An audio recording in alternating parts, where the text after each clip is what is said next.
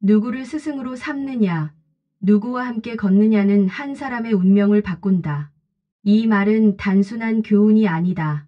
삶의 궤도와 깊이, 사고의 구조와 인격의 골격이 어떻게 형성되는지를 결정짓는 뿌리와 같다. 학문은 고립된 의지로 이뤄지지 않는다. 책을 읽고 사유하는 시간만으로는 그 지평이 한정된다. 우리를 한 단계 끌어올려주는 스승, 거울처럼 비춰주는 벗, 그 둘이 있어야 비로소 우리는 생각의 수위를 넘고 이해의 경계를 확장할 수 있다. 스승이란 단지 지식을 가르치는 존재가 아니다. 그의 삶의 태도, 문제에 접근하는 방식, 사유의 깊이, 그 모든 것이 학문 이전의 학문을 보여준다. 진정한 스승은 지식보다 앞서 존재 자체로 가르친다. 그가 품은 침묵과 그의 눈빛, 걸음걸이까지도 하나의 교훈이 된다. 반면 벗은 스승과는 다른 방식으로 삶을 일깨운다. 함께 성장해가는 동행자, 때론 경쟁자이자 응원자. 벗은 나의 사고가 어디서 멈췄는지를 직설적으로 알려주는 거울이다. 이건 아니지 않나? 라는 한마디가 수십 권의 독서보다 더 큰 전환을 만든다. 그렇다면 왜 어떤 이들은 스승도 없고 벗도 없이 스스로를 세우려 하는가? 자신의 내면을 믿는 것은 중요하지만 자기 확신만으로는 한계에 갇힌다. 사유의 세계는 결국 관계 속에서 확장된다. 오직 나 자신만의 시선으로 쌓은 지식은 때로는 왜곡되고 때로는 오만하다. 하지만 스승은 그것을 다듬어주고 벗은 그것을 검증해준다. 동양의 고전은 이 점을 명확히 한다. 공자는 세 사람이 길을 가면 그중 하나는 반드시 내 스승이다라고 했고, 불가에서도 법 없이 홀로 도를 깨닫는 이는 극히 드물다고 한다. 심지어 부처님조차도 오랜 수행자들과의 토론 속에서 법의 깊이를 드러냈다. 현대에 와서는 이 가치가 퇴색되는 경향이 있다. 이 인터넷을 통해 지식을 빠르게 습득할 수 있으니 스승이 필요 없다고 느끼고, SNS 속 관계들은 깊이 없는 교류로 전락하기 일쑤다. 그러나 진짜 알문 타인과의 마주침 속에서 일어난다. 자극과 도전, 충돌과 공감이 반복될수록 사고는 정련되고 진실에 가까워진다. 오늘 우리가 마주할 부처님의 말씀은 바로 이 스승과 벗의 존재가 학문과 삶에 어떤 영향을 미치는지에 대한 깊은 통찰을 담고 있다. 이 말씀은 단지 누구를 만나야 한다는 당부가 아니다. 그것은 곧 내가 어떻게 성장할 수 있는가에 대한 명쾌한 안내다. 이제 그 단단한 가르침을 향해 나아가 보자. 지금 이 시대는 관계가 넘쳐나는 시대다. 친구 목록은 수백 명이고 알고 지내는 사람의 얼굴도 너무 많다. 하지만 정작 깊이 있는 스승은 없다. 진실을 나눌 법도 없다. 이런 시대 속에서 우리는 묻지 않을 수 없다. 나는 누구에게 배우고 있는가? 내 삶을 흔들어주는 벗은 있는가? 현대인은 자기계발서와 강연을 통해 배우고 유튜브와 강의를 통해 정보를 얻는다. 그것 자체가 문제는 아니다. 하지만 그것은 지식의 전달일 뿐 지혜의 전수는 아니다. 지혜는 질문에서 시작된다. 그리고 그 질문을 함께 품어주는 이들과의 깊은 관계 속에서 자라난다.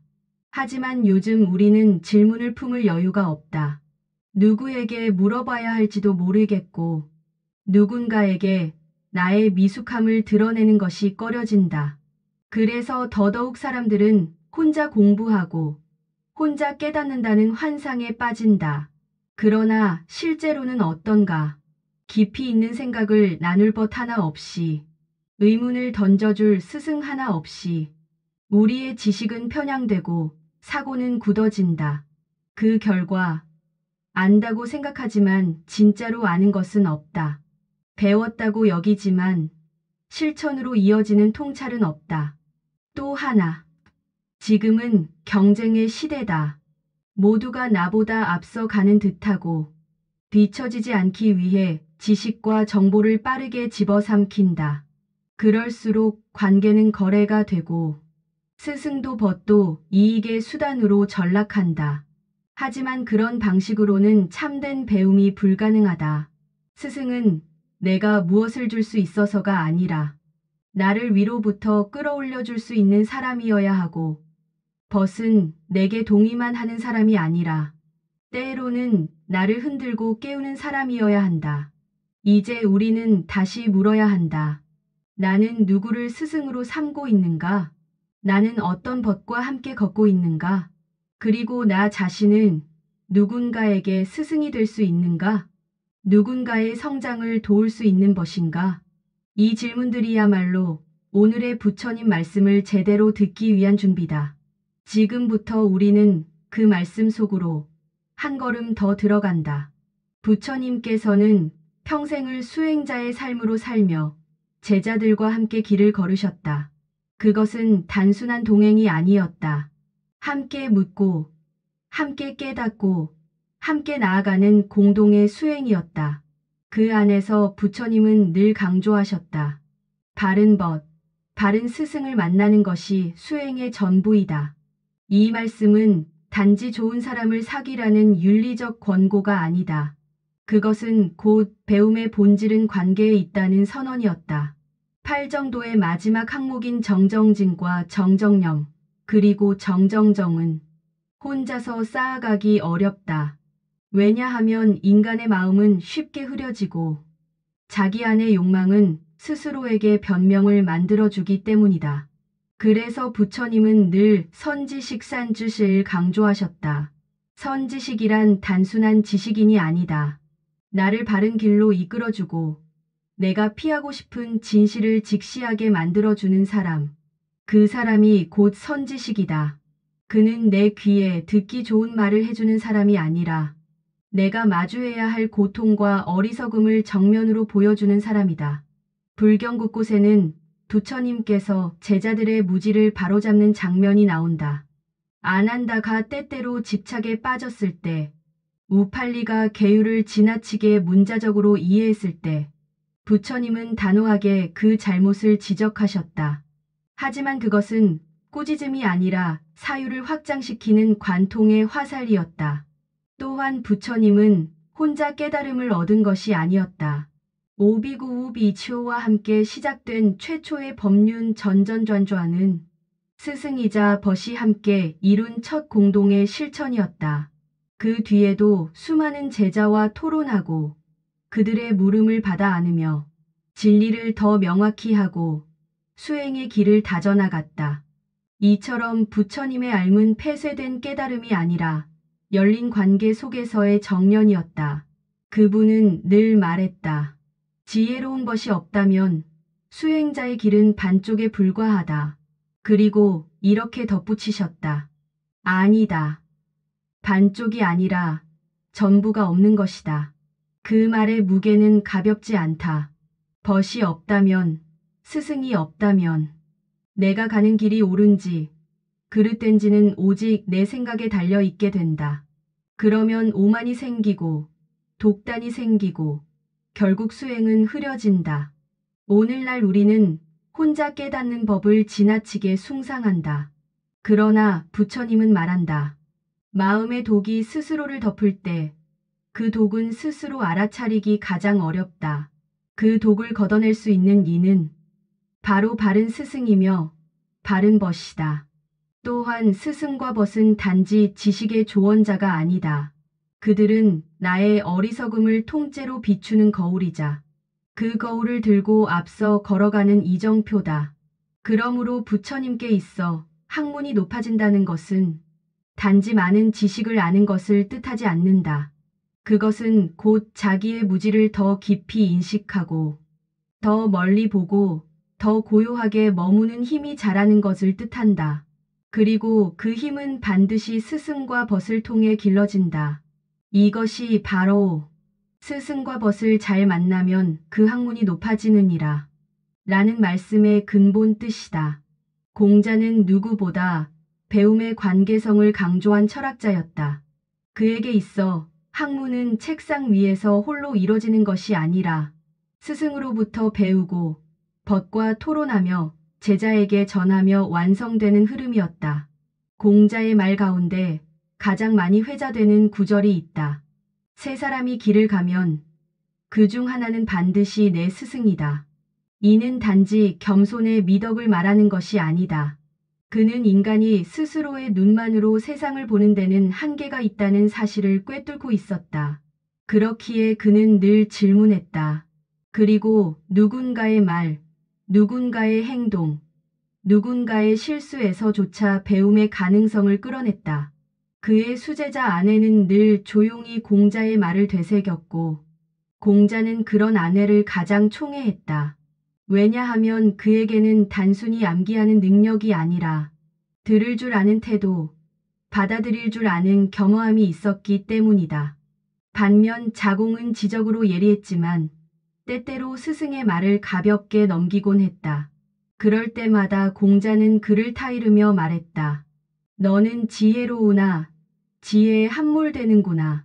지식은 많지만 벗의 말을 듣지 않고 스승의 뜻을 오해하는 이의 위험을 그는 알았다. 공자에게 벗이란 단지 친목의 대상이 아니었다. 벗과 더불어 배움을 즐긴다. 는 그의 말처럼 벗은 학문의 거울이자 실천의 동반자였다. 함께 묻고 함께 고뇌하고 함께 실천함으로써 지식은 이해로, 이해는 지혜로, 지혜는 인격으로 자라난다. 그래서 그는 말했다. 벗이 없으면 나를 돌아볼 기회도 줄어든다.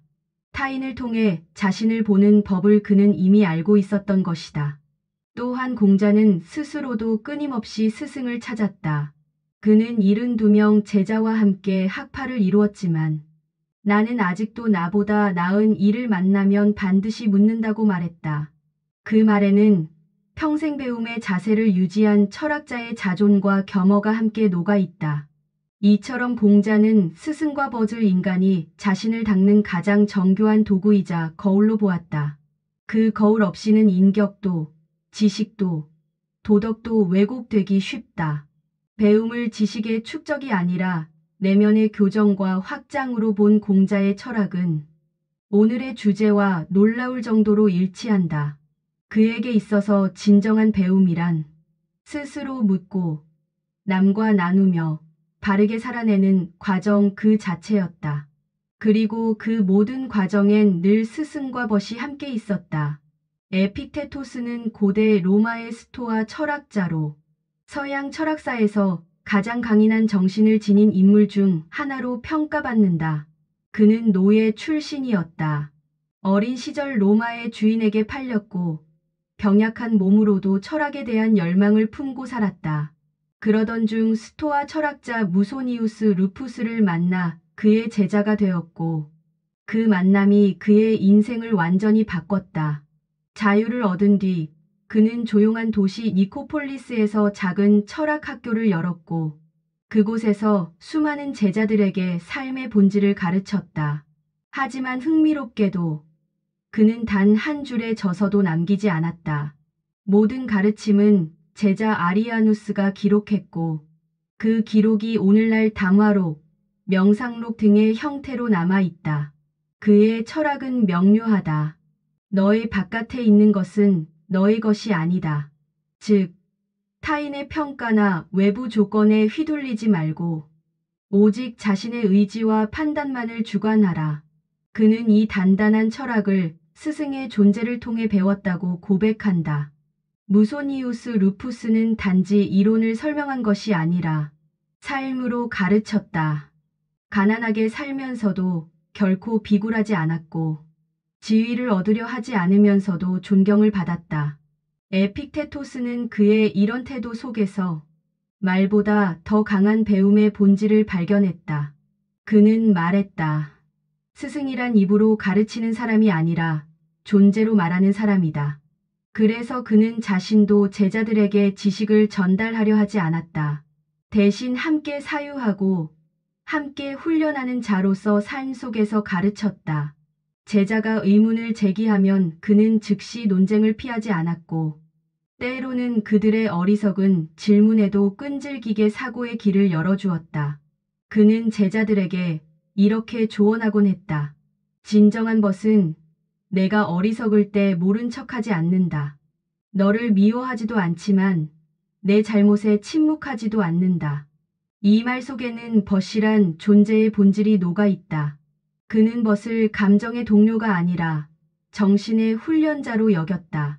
함께 사유하고, 함께 절제하고, 함께 성찰하며 서로를 단단하게 만들어주는 존재. 그것이 바로 벗이다. 또한 에픽테토스는 스승의 존재 없이는 인간은 언제나 자기 착각에 빠진다고 경고한다. 그는 말했다. 혼자 깨달았다고 믿는 자고도 가장 미망에 빠진 자다. 그 말은 오늘날에도 강력한 울림을 준다. 그는 세상에 무엇을 남겼는가? 단단한 문장 몇 줄이 아니다. 제자들 마음 속에 남겨진 철학 그 자체였다. 그가 물려준 것은 바로 어떻게 스승이 되고 어떻게 벗이 되어야 하는가에 대한 살아있는 실천의 본보기였다. 오늘 우리가 그를 다시 이야기하는 이유는 그가 남긴 철학 때문만이 아니다. 그가 누군가의 제자였고 누군가의 스승이었다는 사실이 곧 인간이 지혜를 어떻게 전하고 확장해 가는지를 가장 잘 보여주기 때문이다.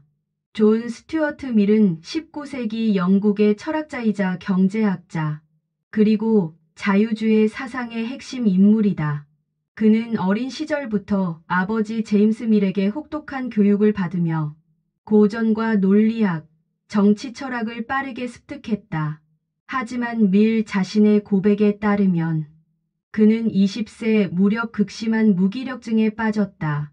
지식은 넘쳤지만 그 안에 생명력은 없었다. 그때 그를 다시 깨운 존재가 바로 지적 동반자로서의 벗들이었다. 특히 해리엇 테일러와의 만남은 결정적이었다. 해리엇은 단순한 애인이 아니라 미래 사상과 그를 함께 고민하고 수정해준 지적 공동 창작자였다. 밀은 말했다. 해리엇 없이 내가 쓴 글은 절반의 진실조차 되지 못했을 것이다. 그들의 관계는 단지 교감이 아니라 사유의 충돌과 공동 탐구의 연속이었다.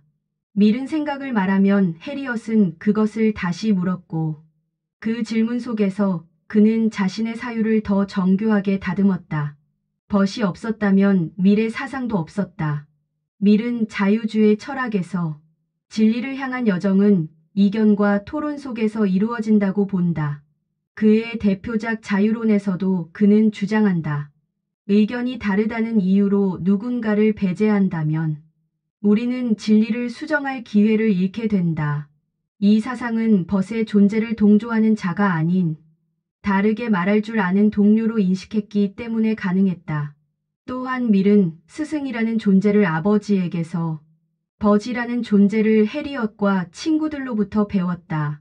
아버지는 지식을 물려줬고 벗들은 그것을 소화하고 확장할 수 있는 정신의 운동장을 제공했다. 그는 인간의 성장은 고립 속에서 일어나는 것이 아니라 질문과 응답, 논박과 수용의 반복 속에서 이루어진다고 보았다. 그렇게 함께 걸어준 존재가 있었기에 밀은 단지 지식인이 아닌 공공의 철학자로 남을 수 있었다. 우리가 그를 다시 떠올리는 이유는 분명하다. 벗이란 내가 나로 남을 수 있도록 도전하고 지켜보는 존재라는 것을 그는 삶으로 증명해 보였기 때문이다. 지금의 우리는 혼자의 시대에 살고 있다. 무언가를 묻기보다 검색하고 스승보다 알고리즘을 찾는다. 벗과의 대화보다 내 생각에 동조하는 댓글을 더 편하게 여긴다. 겉으로는 관계가 많아 보인다. 하지만 그 대부분은 피상적이다. 깊은 이야기를 꺼내기 어렵고 정말로 나를 흔들어주는 말 한마디를 만나기란 더더욱 드물다. 그 결과 우리는 혼자 있는 것에 익숙해졌지만 혼자 성장하는 데에는 한계를 느낀다.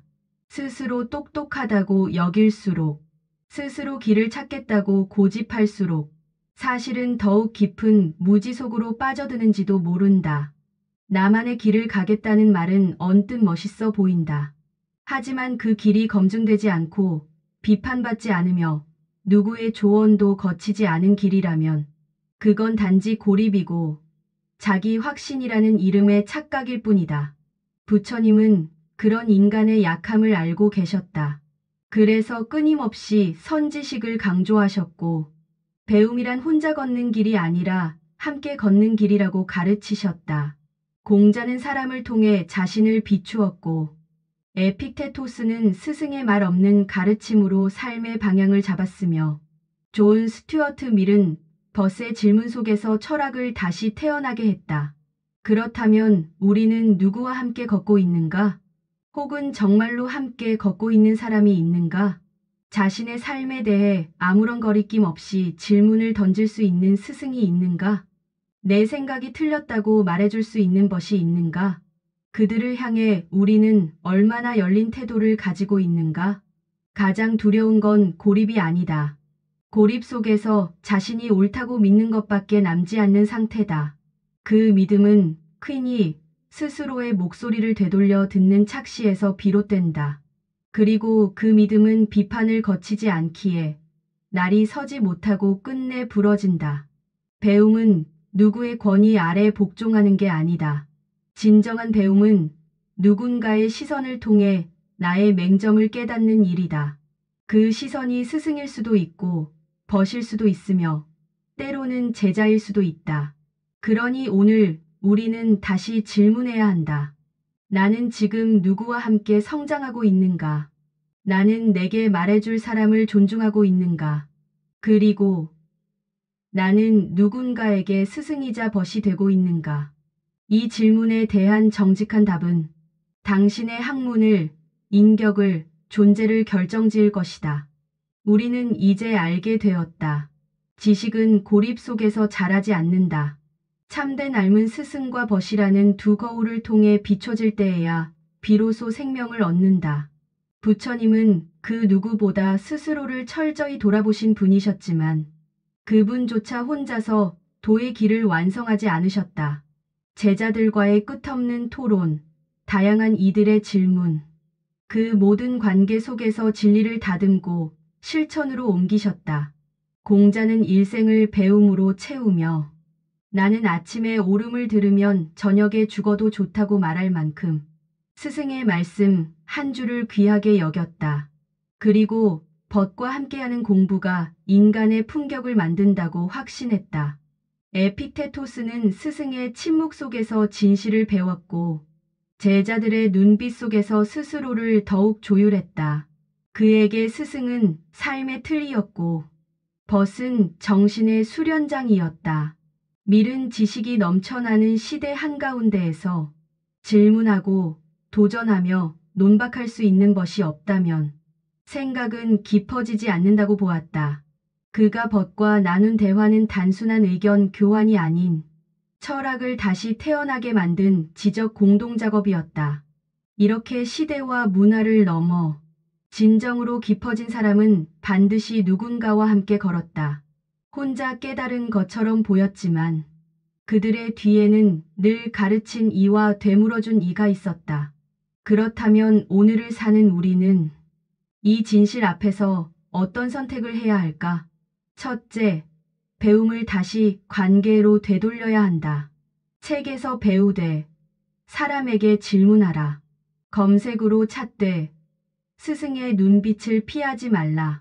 혼자 사유하되 벗과 나누기를 주저하지 말라. 둘째, 스스로 좋은 벗이자 스승이 되기 위해 노력해야 한다. 지식을 과시하려 하지 말고 상대의 성장을 돕는 말 한마디를 품을 수 있어야 한다. 말을 아낀다고 스승이 되는 것이 아니라 그 말이 상대를 살게 할 때 비로소 진짜 스승이 된다. 셋째, 함께 나아갈 사람을 구하라. 지금 당신 곁에 있는 사람을 다시 보라. 그가 무지한 말 속에 스승일 수 있고 그의 사소한 반응 속에 벗의 진실이 숨겨져 있을 수 있다. 누구를 스승으로 삼느냐는 선택이 아니다. 그건 당신의 삶의 수준을 결정짓는 선택 이상의 선택이다. 누구와 함께 걷느냐는 우연이 아니다. 그건 결국 당신이 어디로 가는지를 말해주는 방향의 언어다. 이제 멈추지 말고 물어야 한다. 나는 지금 누구로 인해 흔들리고 있는가? 나는 지금 누구를 통해 높아지고 있는가? 그리고 언젠가 당신 자신도 누군가의 삶을 일으키는 스승이자 벗이 되어 있기를.